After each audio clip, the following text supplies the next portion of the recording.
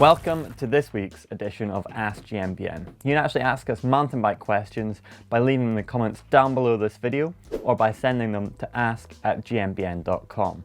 So let's kick it off, and what are we waiting for? Well, the first one comes from Tom Bulge, and he says, "Hello Gmbn, I've suffered multiple shoulder and collarbone injuries while snowboarding, and I know that it's a high risk area when you have a mountain bike crash.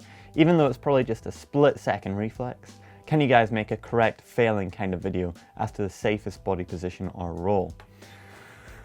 I'm not sure, Tom. I'm not really sure that I fancy being a crash test dummy and showing you guys really how to crash. We have actually talked about getting a stuntman in before, and the stuntman could crash, show you guys how to crash in the safest positions to land when you do so. But we'll have to wait and watch for this space and see if it actually comes. As for crashing, I'm gonna leave that.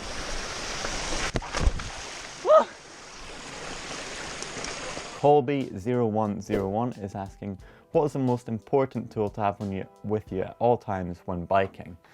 Probably a good question. I'd always carry at least a multi-tool with just an Allen key, mix of Allen keys as well, so you've got something for everything in the bike, Torx keys as well. But you could carry something like a chain tool that's got tire levers, all sorts of things. But I'm just going to direct you straight to a video, and it's a feature on which multi-tool for mountain biking. Now, a multi-tool is something that's very compact, it's meant to be small and have a lot of features. This is a Mini 10. It's got 10 different tools ranging from torque wrenches, Allen keys and a Phillips head driver. This tool is super lightweight. It's 83 grams and it's perfect for everyday use. If you're just nipping out for an hour or something like that, you can slip in your pocket, you can attach it to your jeans or just put it in your back pocket.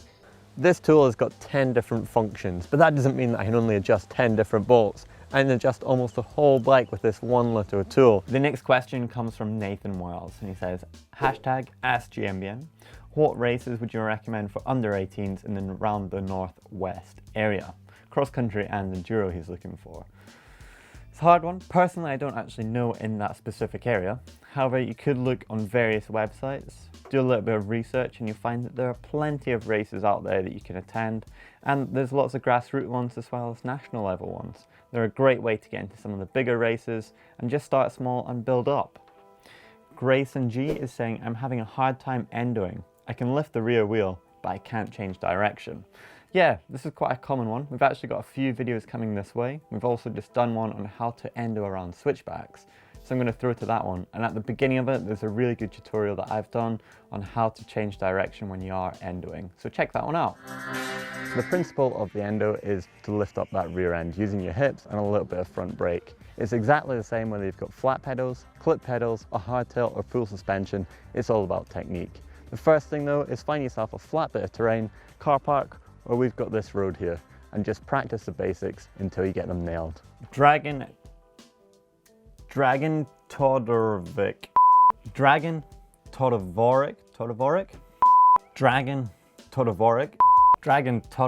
is asking, hi guys, I watched your videos about how to do manuals, and I wasn't able to do that on my hardtail.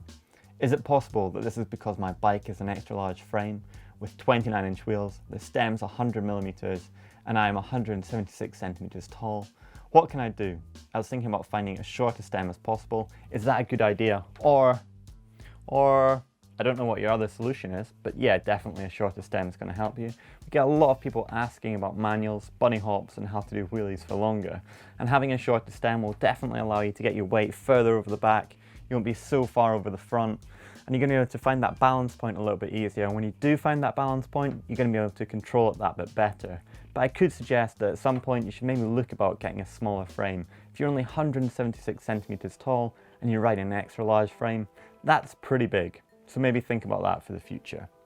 Andrea Cittadini is saying, sometimes I forget to unlock the back suspension whilst descending on an enduro trail. Could it cause some serious damage to the suspension?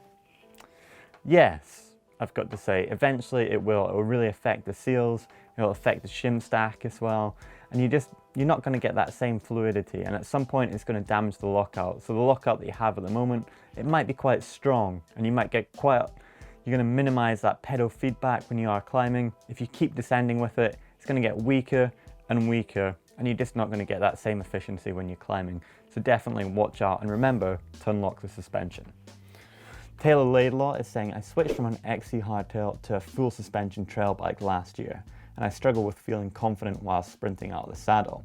I've put in over 200 hours of riding my Trigger 4.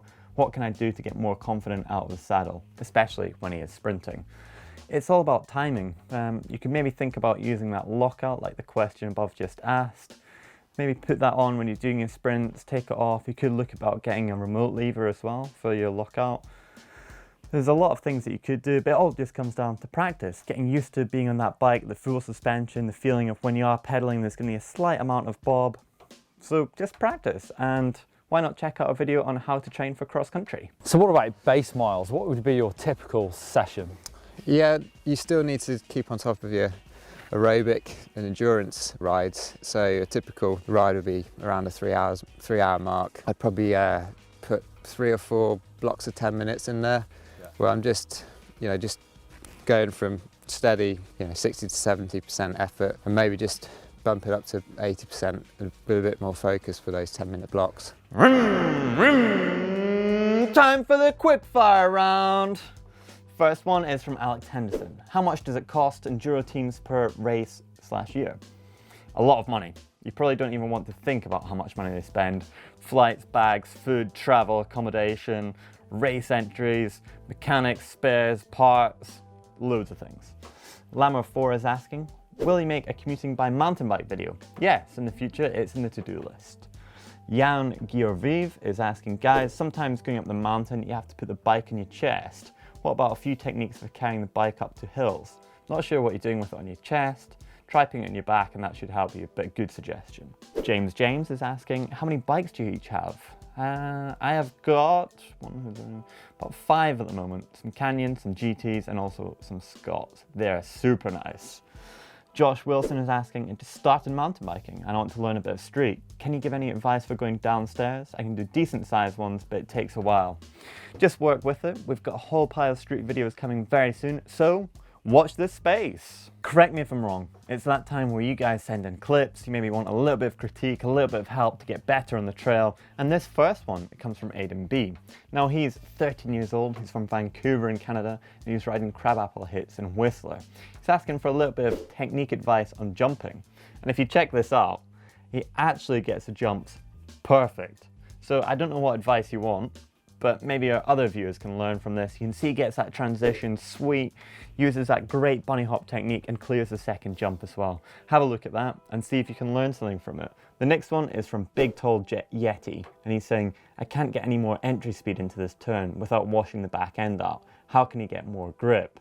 Well, it is a good question, but you can actually see when you come into the turn, you're quite far over the front. If you want a little bit more back wheel grip, you could think about shifting that weight over the rear, maybe even taking a few PSI out that rear shock, and you could think about tire pressures as well. Remember, tires are your only contact point with the ground and the trail that you're riding beneath. So maybe think about taking a little bit out, and you'll find that you've got a little bit more grip on the back end. Likewise, if you do the same with the suspension and shift your back wheel out, you're going to find that you can be a little bit more aggressive and just push that back wheel around the berm. Well, that's it for another edition of Ask Gmbn. Now you're probably asking though, where can you get this t-shirt? It's a brand new summer range, white, keeps you cool when you're in the sun.